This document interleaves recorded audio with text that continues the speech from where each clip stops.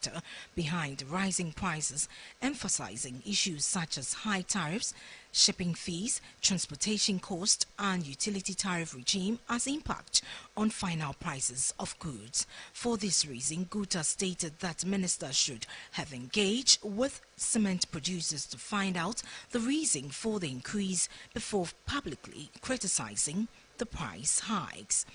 Guta added that any attempt to create monopolies or engage in unfair business practices would not be tolerated, and appropriate actions will be taken against those engaging in such behaviors.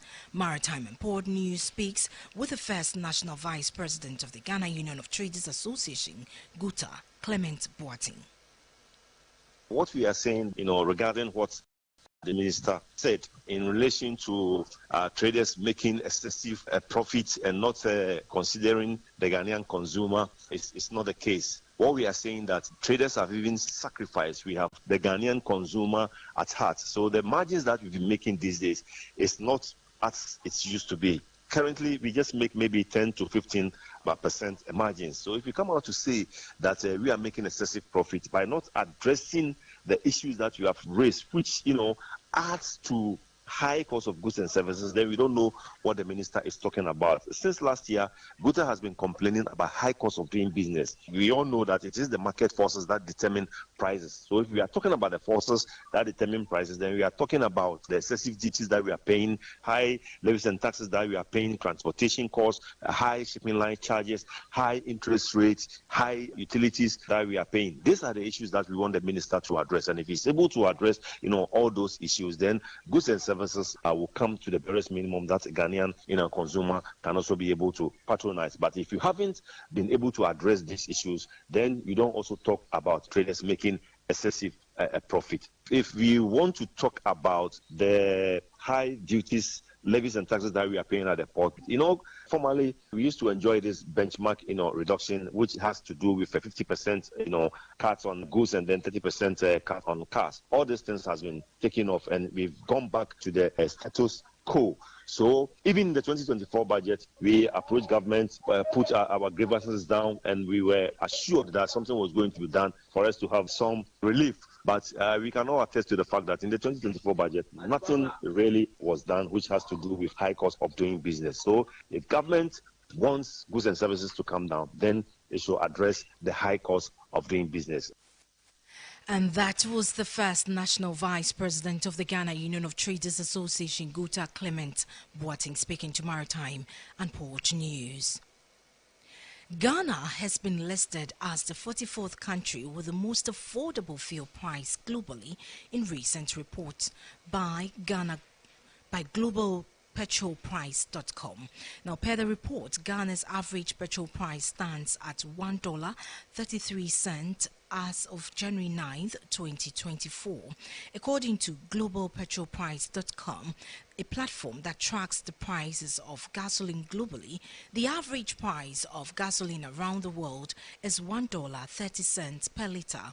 Nigeria, Africa's biggest economy, ranked 22nd, with the country's average petrol price standing at $0.722 as of January 8, 2024.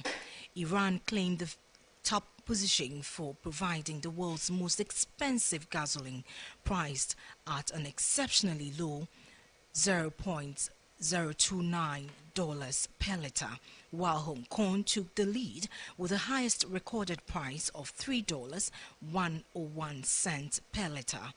Now, the report highlighted the substantial disparities in petrol prices influenced by the diverse taxes and subsidies on fuel production within individual countries.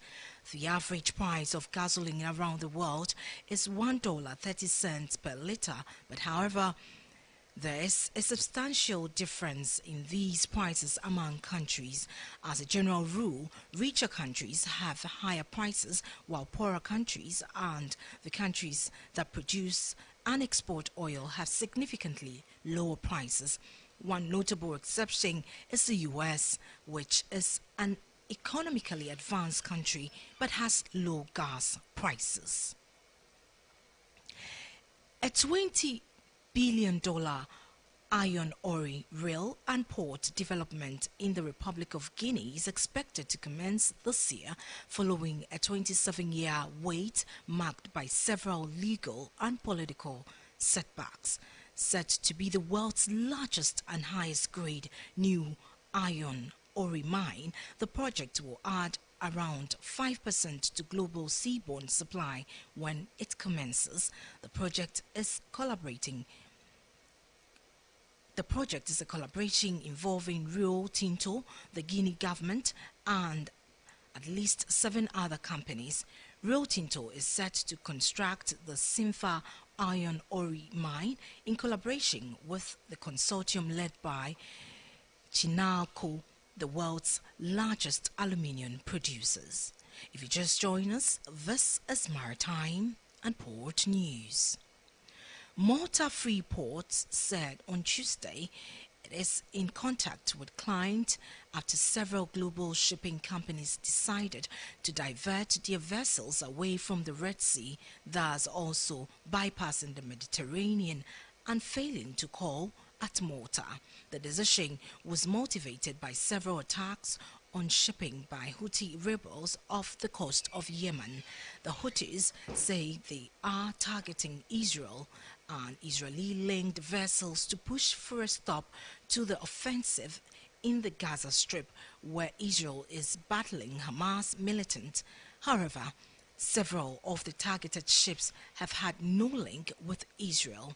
Malta Freeport relies mostly on container ships that sail to Malta directly from the Far East via the Red Sea and the Suez Canal and unload their cargoes here for onward shipment on smaller vessels to several European harbors.